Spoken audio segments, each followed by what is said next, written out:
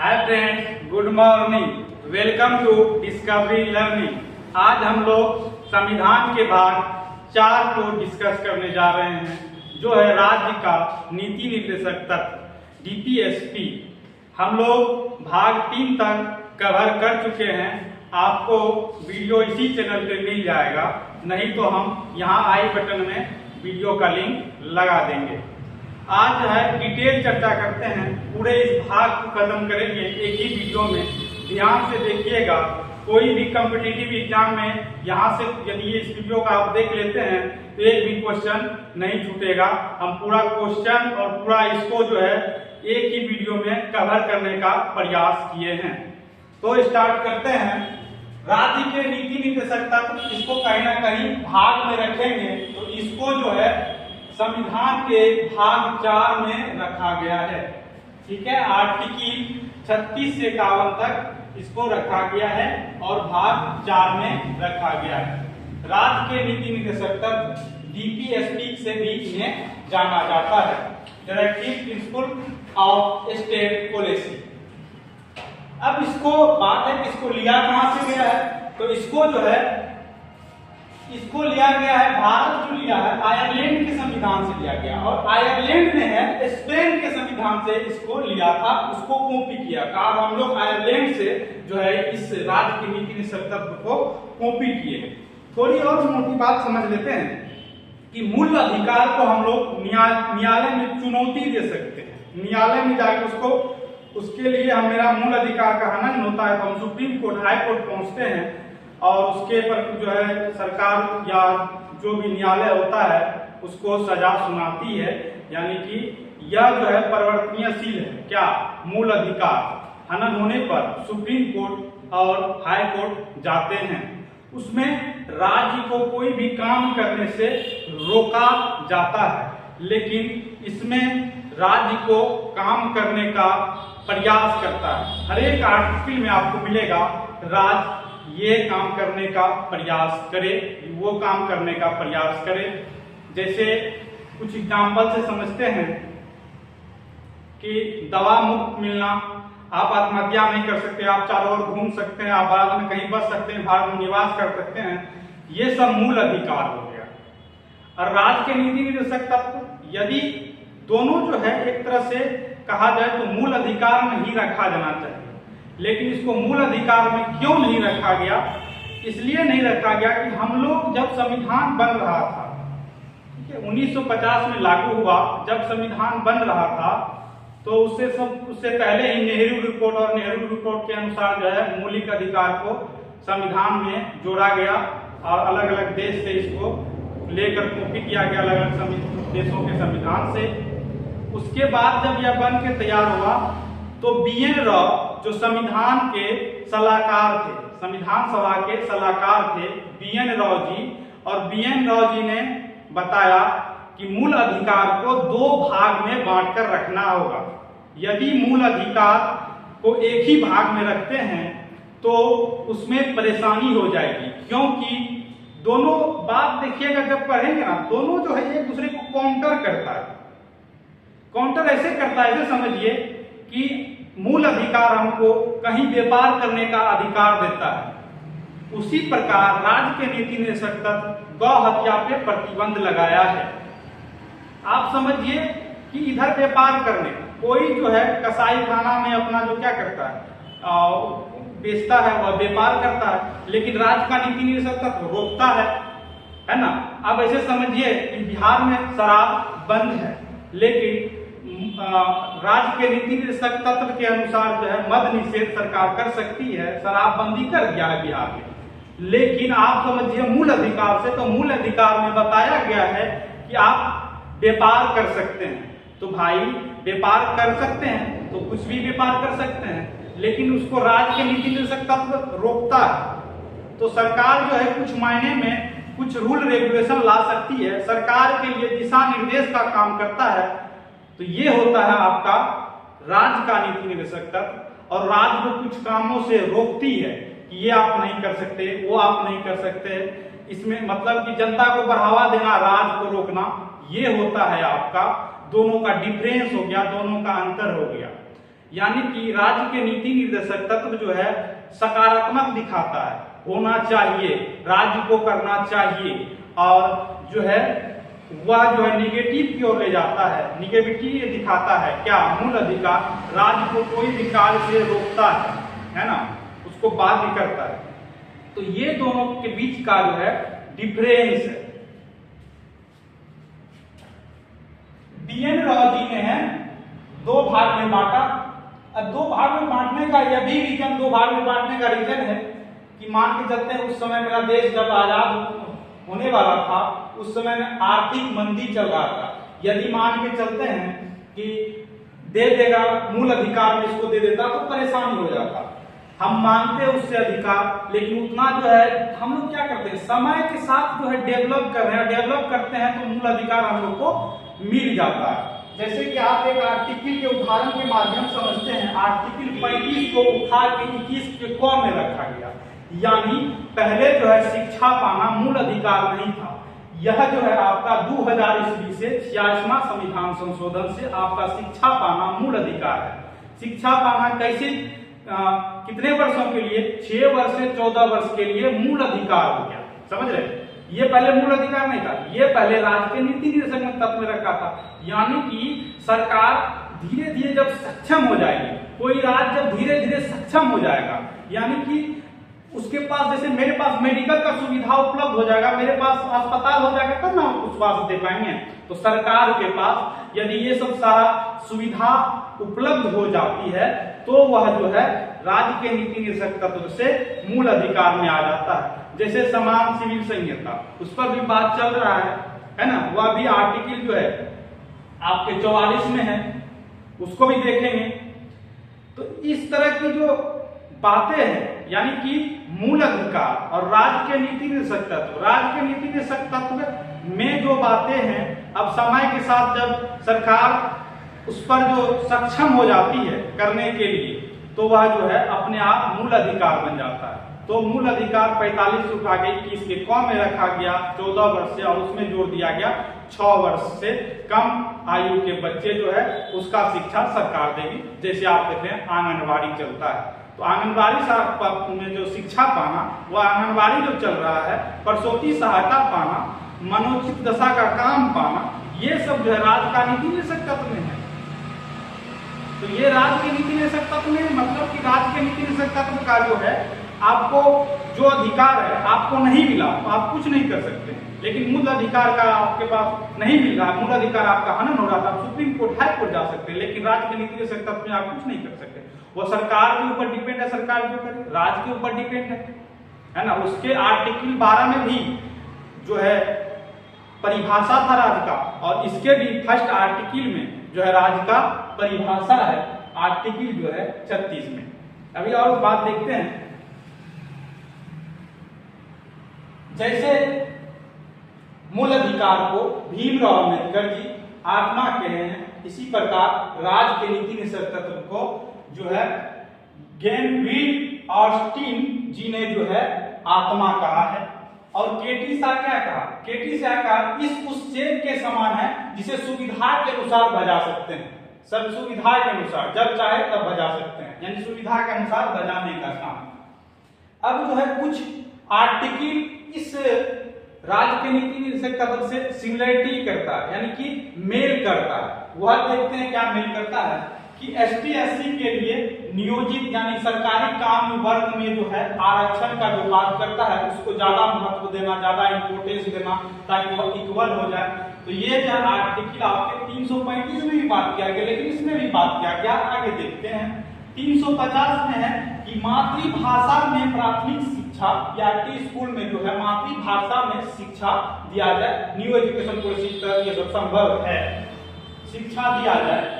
और उसी प्रकार 351 में है कि हिंदी भाषा का बढ़ावा देना चाहिए, हिंदी भाषा का प्रचार प्रसार करना चाहिए, 351। लेकिन इसमें भी बात किया गया है, तो ये कुछ सिमिलरिटी है। तो इस सिमिलरिटी को हम लोग देख लेंगे आगे जब आर्टिकल पढ़ेंगे। इसमें याद रखेंगे 42वां संविधान संशोधन से 3 आर्टिकल में संशोधन हुआ है। 39 को क जोड़ा गया और 43 का क जोड़ा गया, 48 का क जोड़ा गया।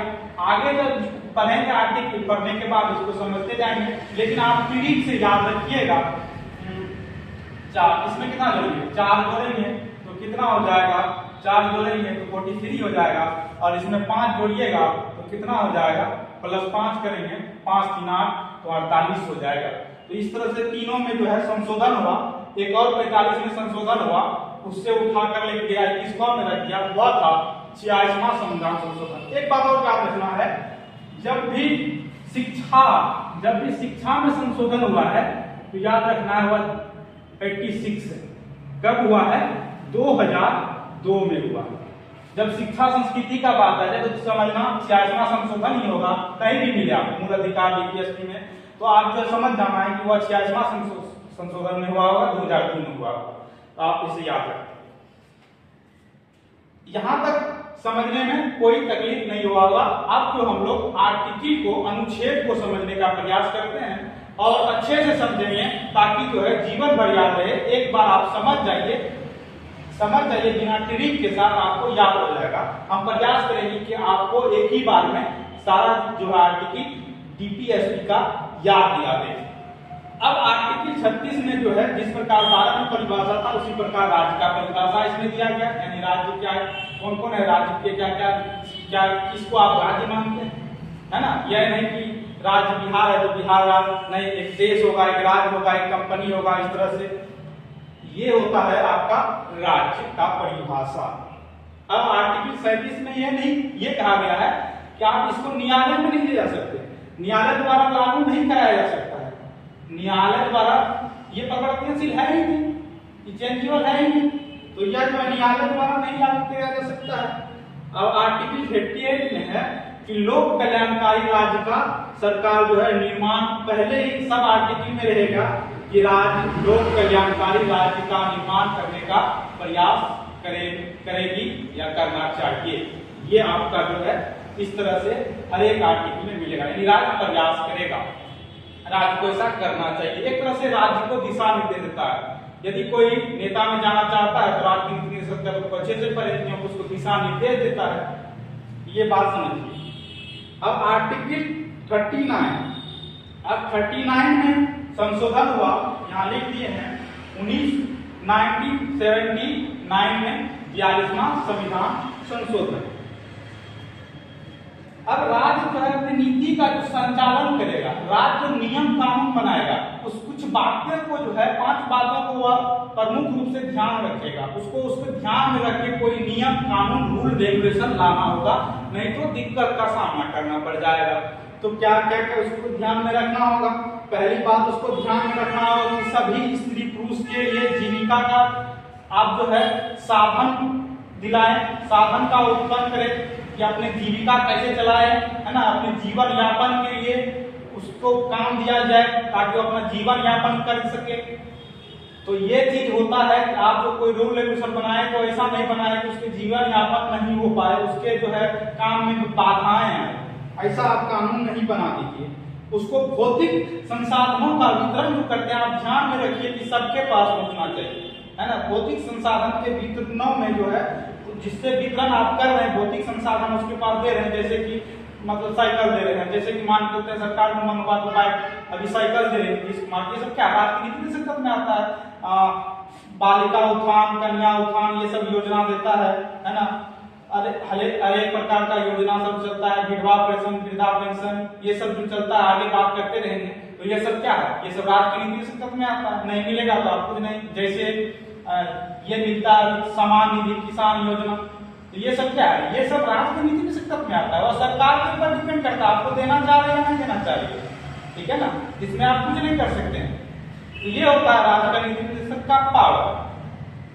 अब भौतिक संसाधनों का जो है वितरण सही से कर पाए ताकि सबका हित का भलाई हो, जितने भी मेल फीमेल, जितने भी स्त्री पुरुष हो, सबका जो है हित का बात हो, हित का काम हो। आप जो है सरकार ऐसा नहीं कि धन जमा कर ले, अब टैक्स से जो पैसा आया उसको जमा कर ले, नहीं, उसको संचय कीजिए, उसको खर्च कीजिए, उसकी चीज में लगाइए ताकि सभी स्त्री पुरुष को काम मिल सके और उसको बेनिफिट हो सके। तो सत्ता में है तो इस तरह धन जमा नहीं होना चाहिए, इस चीज का ध्यान रखना चाहिए कि धन जमा नहीं होना चाहिए। समान कार्य समान वेतन, किसी भी स्त्री और किसी भी पुरुष से समान काम कराते हैं तो समान वेतन दिया जाना चाहिए। कोई मेल फीमेल, जैसे कि मान के चलते हैं हम टीचर है और कोई फीमेल जो है वह भी टीचर है, तो दोनों का जो है समान काम है तो समान वेतन मिलना चाहिए। आर्टिकल 39 के तहत राज्य को यह ध्यान रखना चाहिए, कोई जो है वह नियम कानून बनाता है, कोई विधि बनाता है तो उसमें यह बात ध्यान रखना चाहिए समान कार्य समान वेतन। अगर स्वास्थ्य का जो दुरुपयोग नहीं करना चाहिए, यानी कि कोई जो है मान के चलते हैं बुढ़ापा है, अब जो कोयले की खदान में किसी से काम करा लेना है ना, उसके स्वास्थ्य का भी ध्यान आप रखिए, है ना, उसका जान का भी आप ध्यान रखिए। तो ये चीज आपको ध्यान रखना होगा और उसका जो है ST/SC जिसका शोषण ना हो, ये चीज को आपको भी ध्यान रखना होगा। तो ये हो जाता है आर्टिकल 39 में 5 प्रकार के जो है मुख्य बातें जिसको ध्यान में रखना चाहिए, यानी कि सभी मेल फीमेल को जीविका के लिए साधन उत्पन्न करना, भौतिक संसाधन को जो है हितों के लिए वितरण करना, उसके बाद है धन जमा ना हो इस चीज का ध्यान रखना चाहिए, समान कार्य समान वेतन, स्वास्थ्य का दुरुपयोग ना होना चाहिए, शोषण ना होना चाहिए। अब जो है 39 को आपको जोड़ा गया 1979 42वें संविधान संशोधन में। अब 42वें संविधान संशोधन में जो है समान न्याय और विधि सहायता को जोड़ा गया, कब 42वां संविधान संशोधन के तहत। अब इसको समझते हैं कि 42वां संविधान संशोधन 39 के क में जोड़ा गया कि क्या जोड़ा गया, विधि सहायता। विधि सहायता क्या होता है, आप देखते हैं कि वृद्धा पेंशन, विधवा पेंशन, किसी को दुर्घटना हो जाती है तो कुछ पैसे दिया जाता है, प्रोत्साहन राशि दिया जाता है, फर्स्ट डिवीजन वाले को अलग, सेकेंड डिवीजन वाले को अलग, अनुसूचित जाति को जनजाति को देखते हैं छात्रवृत्ति योजना, पोशाक योजना, साइकिल का योजना, ये सब जो योजना दिए जाते हैं सरकार के तरफ, है ना, समान निधि योजना, कन्या उत्थान योजना, ये अलग अलग प्रकार की जो योजनाएं चला जाती है सरकार के द्वारा, ये आर्टिकल के तहत इसी के तहत जो है संशोधन करने के बाद विधि सहायता दिया जाएगा। तो इसी से जो है वृद्धा पेंशन विधवा पेंशन मिलता है। लेकिन अब आज चाहे सरकार बंद करना तो बंद कर सकती है, आप क्या कर सकते हैं, कुछ नहीं, क्योंकि राजनीति में में आता है, आपका मूल अधिकार है ही नहीं। समझ रहे बात? तो हम लोग 39 के तक समझ चुके हैं। अब जो है अनुच्छेद 40 को समझेंगे और 40 को ऐसे याद रखना है 40 तो मतलब 40 संगठित होना, क्या ग्राम पंचायत का संगठित करना, उसके प्रति रूल रेगुलेशन बनाना, कैसे ग्राम पंचायत संगठित होगा, ग्राम पंचायत में क्या होना चाहिए नहीं होना चाहिए, कितने व्यक्ति के ग्राम पंचायत होना चाहिए, ग्राम पंचायत में क्या क्या आवश्यकताएं होती है, ये राज्य जो है अपना दिशा निर्देश तैयार कर सकती है एक पंचायत ग्राम पंचायत बनाने के लिए। ये होता है आर्टिकल अनुच्छेद आपका 40। अब 41 को समझते हैं। 41 है कुछ दशाओं में काम, है ना, कुछ दशाओं में काम, शिक्षा और लोक सहायता पाने का अधिकार। अब जो है सिचुएशन को दिखा जाएगा, अब दोनों एक समान। देखिए ये 41 कुछ दशाओं में काम, शिक्षा और लोक सहायता पाने का जो है अधिकार, और अनुच्छेद जो है 42 काम की न्याय संगत, है ना, इसमें क्या है, कुछ दशाओं में काम, शिक्षा और लोक सहायता पाने का अधिकार, यानी कि कुछ उसका दिशा, जैसे कि मान लीजिए बुढ़ापा है तो बुढ़ापा के अनुसार काम मिला जाना चाहिए, कोई जो है गर्भवती महिला है उसके अनुसार उसको काम मिलना चाहिए। अब कोई मतलब कि जो काम करने योग्य कमजोर व्यक्ति है तो उसने उसको भारी काम हथौड़ा मारने में रख दिया, भर दिन में वो बेहोश हो गया तो फिर तो दिक्कत हो जाएगी। तो इसलिए जो है ये बात है कुछ दशाओं में काम, है ना, शिक्षा और लोक सहायता पाने का अधिकार है, उसको शिक्षा पाने का लोक सहायता पाने का अधिकार है आर्टिकल मतलब 41 के तहत। अब देखिए 42 से याद रखना है 402, यानी कि 42 से याद रखना है कि काम की न्यायालय संगत, यानी कि काम जो मिलेगा वह न्याय संगत होना चाहिए। अब उसके ये दोनों मिलता जुलता है, इसी के तहत यह नहीं कि जो मान के चलते हैं वह उस काम करने लायक नहीं है लेकिन उसका जो है वह उससे वह काम करवा रहे हैं, है ना, मान के देख के लगता है ये आदमी कमजोर है लेकिन उससे हम काम करवा रहे हैं, गड्ढा खुदवा रहे हैं, ये नहीं कर सकते हैं। इसी के तहत आप देखते हैं गर्भवती महिला सबको जो है लीव दिया जाता है, छुट्टी दिया जाता है। कुछ कोई कंपनी जो है अभी दे रही है ना, इसमें 26 हफ्ते का प्रावधान किया। पहले 16 हफ्ता का था, लेकिन अब जो है 26 हफ्ता का प्रावधान किया है। जो गर्भवती माएँ हैं तो उसको महिलाएं हैं, उसको क्या होता है, उसको जो है लीव दिया जाता है, उसको छुट्टी दिया जाता है। प्राइवेट कंपनी में, सरकारी में ऐसा प्रावधान नहीं है, लेकिन होना चाहिए। धीरे धीरे हो जाएगा। हम लोग कहें ना, जब धीरे धीरे तो हम लोग मजबूत होते जाएंगे, राज्य मजबूत हो जाएगा तो ये मूल अधिकार में चल जाएगा। मूल अधिकार में चल जाएगा तो आपका पाने का अधिकार है, लेकिन इस पे तो राज्य का मनमानी होगा, राज्य जो चाहेगी वह करेगी।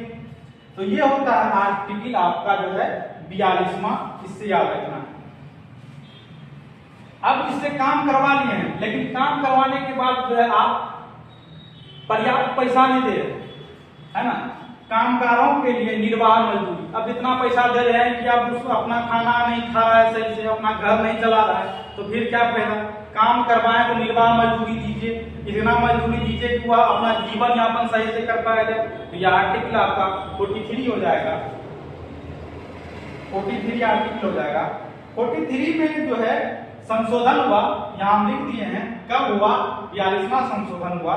तो दो बात इसमें जोड़ा गया, क्या कि उद्योग के प्रबंध में कामगारों का भाग, यानी कि कुटीर उद्योग ये सब जो लगाना है, इसमें जो है कामगारों का भाग, यानी मान के चलते हैं कोई पॉलिसी बनता है काम के लिए कि इस कंपनी में इस तरह से काम होना चाहिए, इसमें मजदूर भी भाग ले, कि मजदूर से पूछा है कि नहीं आपके लिए कर रहे हैं, आप इसमें काम कीजिएगा, आप अपना डिसीजन दीजिए, तो उसको भी भागीदारी कीजिए, उसको भी इसमें सम्मिलित कीजिए। मजदूर के लिए कुछ बन रहा है तो मजदूर को भी सम्मिलित करना चाहिए। आर्टिकल 43 के क के साथ कह सकते हैं, उसमें संशोधन करके दो बातें जोड़ा गया। सहकारी समितियों को बढ़ावा देना चाहिए, यानी कि सहकारी समिति जो कुछ करना चाहती है, कुटीर उद्योग लगाना चाहता है, छोटा छोटा उद्योग करना चाहता है, तो आप उसको जो है सहायता दे सकते हैं, उसको सहायता मिलना चाहिए।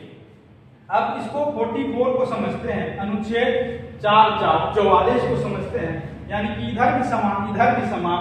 तो ये कहता है समान सिविल संहिता का बात करता है। ये क्या कहता है, समान सिविल संहिता का, ये अभी विवाद में है। अब देखिए हम लोग जब समान सिविल संहिता का जब बात करते हैं, यह जब हमको मिल जाएगा, ये सीधा उठ के कहां चल जाएगा, मूल अधिकार में चल जाएगा। डीपीएसपी से सीधा उठ के कहां चल जाएगा, मूल अधिकार में चल जाएगा। तो सब मेल और फीमेल समान हो जाएगा, कोई आरक्षण का बात नहीं होगा। तो समान सिविल संहिता कहां चल जाएगा, जब मूल अधिकार में चल जाएगा। लेकिन अभी कहाँ है, डीपीएसपी में, तो सरकार के ऊपर डिपेंड करता है, सरकार आपको देना चाहेगी या सरकार आपको नहीं देना चाहेगी। तो याद कर सकते हैं 44 समान सिविल संहिता। ठीक, अब जो है 45 आर्टिकल 45 अनुच्छेद 45 निःशुल्क शिक्षा, इसको भी 46वां संविधान संशोधन 2002 में जो है, इसमें था क्या कि 6 वर्ष से लेकर 14 वर्ष तक के बच्चों को शिक्षा मिलना चाहिए। इसमें था, डीपीएसपी में था, राज्य के नीति निर्देशक में था। कितने आर्टिकल में, आर्टिकल 45 में क्या था कि 6 वर्ष से लेकर 14 वर्ष के बच्चों के लिए जो है आप शिक्षा का प्रावधान करें। ये तो नीति निर्देशक का पता है, इसमें सरकार के ऊपर डिपेंड करता है कि आपको देना चाह रहे कि नहीं देना चाह रही। लेकिन इसी को जब सरकार के पास संसाधन हो गया, रिसोर्स हो गया, सरकार जगह जगह पर अपना, जैसे मान के चलते हैं कि इसको पहले ही मूल अधिकार में रखा, तो क्या होता, आप समझिए थोड़ा बात को। जब मेरा देश आजाद हुआ तो सरकार के पास क्या था, इतना हम लोग है आर्थिक रूप से उतना स्ट्रांग नहीं, आर्थिक रूप से स्ट्रांग नहीं थे, तो क्या होता, मेरे पास संसाधन नहीं था। संसाधन का मतलब ऐसे समझिए कि फ्री शिक्षा पाना, तो सरकार के पास स्कूले में था, तो कहां से शिक्षा देता, कम से कम उसके पास स्कूल होना चाहिए, स्कूल में शिक्षक होना चाहिए, पढ़ाने वाला होना चाहिए, सुख सुविधा होना चाहिए, जाने का रोड सड़क होना चाहिए, तब न जाएगा। हम मान लीजिए हेल्थ क्लिनिक है तो हॉस्पिटल होना चाहिए, डॉक्टर होना चाहिए, वहां तक गाड़ी एम्बुलेंस का व्यवस्था होना चाहिए। उस समय नहीं हो पाता, लेकिन मांग करता तो फिर संविधान फॉलो नहीं होता। तो इसलिए कुछ बातें को मूल अधिकार को समझते हैं दो भाग में, तो एक का नाम मूल अधिकार, एक का राज्य का नीति निर्देशक तत्व हो गया।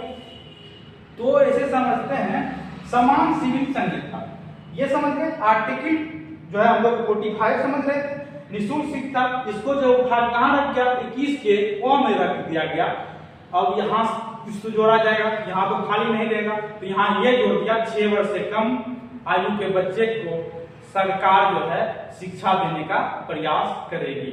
6 वर्ष से 14 वर्ष को 21 में मूल अधिकार के क में शिक्षा एवं संस्कृति के अधिकार में 21 के क में जाके रख दिया। तो आपका मूल अधिकार हो गया, 14 वर्ष तक बच्चे का शिक्षा पाना मूल अधिकार हो गया। लेकिन 6 वर्ष से कम बच्चे की आयु का जो है शिक्षा पाना अभी भी डीएस जो है राज्य के नीति निर्देशक तत्व में है।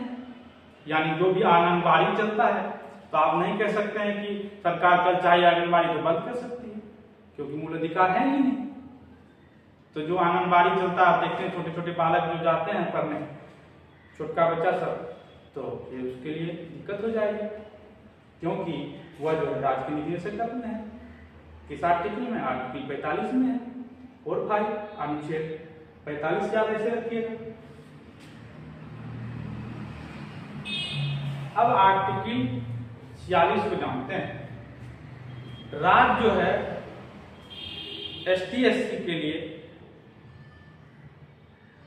दुर्बल वर्गों के लिए शिक्षा और अर्थ संबंधी हितों का, यानी कि शिक्षा देने का प्रावधान, रुपया पैसा देने का प्रावधान कर सकती है, जैसे अभी भी करती है, ताकि वह स्कूल पहुंचे, ताकि वह शिक्षा ले। तो शिक्षा के हितों में अनुसूचित जनजाति के लिए जो है, जनजाति अनुसूचित जनजाति के लिए शिक्षा और आर्थिक रूप से मदद कर सकती है सरकार। ये आर्टिकल 46 में है, अनुच्छेद 46 में है, आप याद रखिए। अब जो है अनुच्छेद 47 यानी 47 मद निषेध, बिहार में शराब प्रतिबंध है, दारू बंद है। तो ये आर्टिकल किससे है? 47 से संबंधित है। 47 के तहत जो है सरकार को अधिकार है कि वह जो है नशीले पदार्थ पर रोक लगा सकती है ना। तो उसी के तहत जो आर्टिकल 47 के तहत जो है सरकार ने शराब पे प्रतिबंध लगाई हुई है अभी बिहार में, और अदर स्टेट में जो है यह मिल रहा है आपको। तो कोई यह किस पे, ये राज्य पे डिपेंड करता है। राज्य चाहे तो लगा सकती है, राज्य चाहे तो नहीं लगा सकती है। तो हर एक राज्य का अपना अपना होता है। तो 47 जो है मद निषेध, स्वास्थ्य का जो है सुधार का प्रयास करेगा, आपको अच्छा स्वास्थ्य देने का प्रयास करेगा। तो यह भी आर्टिकल 47 में है। अब आदमी दारू पीना बंद कर दिया, अब शराब पीना बंद कर दिया, तो आदमी क्या करेगा? अब आदमी जब सोचने समझने लगा तो कृषि करने लगा, है ना। दिमाग खुला, दारू पीना बंद किया, नशा से मुक्त हुआ, दिमाग खुला, और वह कृषि में अपना योगदान देना प्रयास कर लिया, पशुपालन करना का प्रयास किया और दूध पीना स्टार्ट कर दिया। तो इसी से आप याद रख सकते हैं आर्टिकल 49 जो है यहाँ नहीं 47। अब देखिए 48 को याद रखेंगे कि कृषि पशुपालन को आधुनिक ढंग देना, ये राज्य का नीति निर्देशक तत्व में है। कृषि और जो है पशुपालन को आधुनिक ढंग देना, ये जो है राज्य के नीति निर्देशक में। और दुधारू पशु का वध पर रोक, गौ हत्या भी प्रतिबंध है। तो किस आर्टिकल के तहत? आर्टिकल 48 के तहत गौ हत्या प्रतिबंध है। इस ट्रिक से आप, इस टेक्निक से आप याद रख सकते हैं। आदमी द्वारा दारू पीना बंद किया, दूध पीना स्टार्ट कर दिया, उससे क्या हो गया? अब आदमी का दिमाग खुला और पर्यावरण संरक्षण करने का प्रयास कर रहा है, पर्यावरण को साफ सुथरा, जैसे अभी देख रहे हैं भारत में चल रहा है स्वच्छ भारत अभियान, उसमें सब भाग लेते हैं, हम लोग भी भाग लेते हैं, है ना। अपने आस पड़ोस और अपने जो है घर द्वार को क्या रखते हैं, साफ सुथरा रखने का प्रयास करते हैं। तो वह जो है अब आर्टिकल 49 के तहत जो है पर्यावरण के संरक्षण एवं वन तथा वन जीवों का रक्षा करेगी। राज्य प्रयास करेगी कि पर्यावरण का संरक्षण करे, वन तथा वन जीवों का संरक्षण करे, आर्टिकल 49 के तहत। अब आर्टिकल 50 है कि कार्यपालिका और न्यायपालिका को पृथक्करण करना, अलग करना। यानी कि जो है ये लोकतंत्र जो है, ये लोकतंत्र जो है 3 स्तंभ पे चलता है ना। 3 क्या क्या? एक हो गया आपका न्यायपालिका, ये हो जाएगा कार्यपालिका, एक होता है विधायिका, एक होता है विधायिका। तो मेरा जो ये लोकतंत्र है ये तीनों पे चलता है, यानी संविधान को जो है ये तीनों मानता है और ये तीनों जो है किसी न किसी तरह से एक जुड़ा हुआ है, संविधान को फॉलो करवाने का प्रयास करता है, एक दूसरे से जुड़ा हुआ है। अब मान के चलते हैं कि न्यायपालिका इसके पास आदेश है कि वह न्याय दे सके, जज सब जो होता है वह सब न्यायपालिका हुआ, और कार्यपालिका मतलब जैसे MP MLA पुलिस सब हो गया, दरोगा सब हो गया, तो ये सब आता है आपका कार्यपालिका। और विधायिका जैसे संसद हो गया, विधायक हो गया, तो ये होता है आपका विधायिका। विधायिका का काम होता है कानून को बनाना और कार्यपालिका का काम होता है कानून को लागू करवाना। और दोनों में क्या डिफरेंस है, यदि कोई कानून को नहीं मान रहा है तो उस तब जाएगा न्यायपालिका और न्यायपालिका ने उसको जो है डिसीजन देगा, जो सही लगेगा सो करेगा। तो यही जो है दोनों जब मिल जाएगा तो लोकतंत्र खतरे में आ जाएगा। इसीलिए दोनों को राज चाहिए कि दोनों को अलग रखे, दोनों को अलग करके रखे। तो किसके तहत 50-50 यानी कि अलग अलग, दोनों को अलग अलग, किसको, न्यायपालिका और कार्यपालिका को अलग करने का प्रयास करती है आर्टिकल 50 के तहत। अब जो है अनुच्छेद 51 को समझते हैं। यह अंतर्राष्ट्रीय शक्ति और सुरक्षा की वृद्धि का प्रयास करेंगे, यानी कि इंटरनेशनल सीमाओं के बारे में है। जैसे कि मेरा भारत का बाउंड्री अलग पाकिस्तान से, चीन से, रसिया से, श्रीलंका से, बांग्लादेश से, नेपाल से, इन सबसे जो सटता है, इन सबसे बॉर्डर जो है समझौता होता है। तो ये सब समझौता में कुछ बातें को जो है ध्यान में रखना चाहिए कि राष्ट्रों के बीच न्याय संगत होना चाहिए, सामान्य पूर्वक होना चाहिए, संगठित लोग हो, यानी कोई एक संगठित है। मान के चलते हैं कि एक कम्युनिटी बना हुआ है, एक जाति जो है बसा हुआ है। अब किसी जो है आप ऐसा डिसीजन ले लिए, अंतर्राष्ट्रीय आप ऐसा डिसीजन ले लिए सरकार, ताकि उसको जो है दूसरा राज्य में जाना पड़े, दूसरा क्षेत्र में जाना पड़े, तो इस चीज को आपको ध्यान में रखना होगा। उसके बातों को, वो जो वहां रहता है पहले से बस गया, तो उसको बातों को ध्यान रखना चाहिए, उसके प्लेस को भी ध्यान में रख के आपको ये सब कार्य करना चाहिए। अंतर्राष्ट्रीय विवादों को निपटारा के लिए सरकार जो है खर्च कर सकती है ना, प्रोत्साहन दे सकती है। ये है आर्टिकल जो है 51, अंतर्राष्ट्रीय शक्ति और सुरक्षा की वृद्धि का सरकार प्रयास करेगी। तो आज हम पढ़े हैं भाग 4 को, DPSP को, राज्य के नीति निर्देशक तत्व को, आर्टिकल 36 से 51 तक, और पूरे अच्छे से समझाने का प्रयास किए हैं। यह वीडियो कैसा लगा आप कमेंट करके जरूर बताएं। मिलते हैं अब नेक्स्ट क्लास में भाग जो है 5 में, तब तक के लिए जय हिंद।